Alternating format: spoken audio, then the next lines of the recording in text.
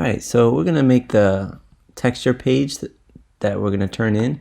So I'm going to go File, New, and I'm going to click on Print.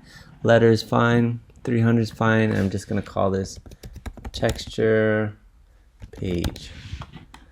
Alright, I'm going to click Create. Next I'm going to open my folder. So I have all my textures on my desktop right here. So I'm just going to click and drag them in. And click check mark.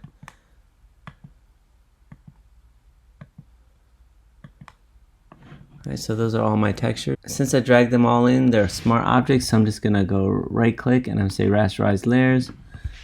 And I have them all selected right now, so I'm just gonna reduce the size of them. And let's put them on the page in a nice order. That looks good.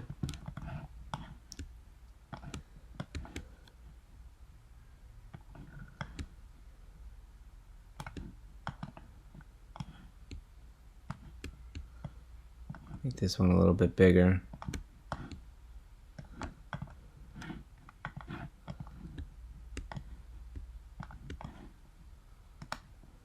Actually, it's probably going to go this way.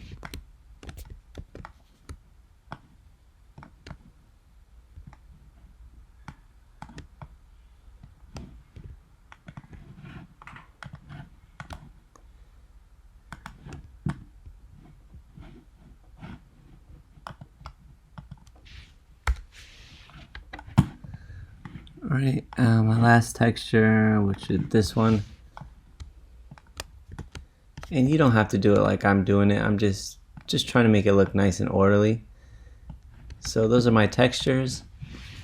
And I had one brush on here. So the brush that I designed, settings, got my, and let me just drag it out.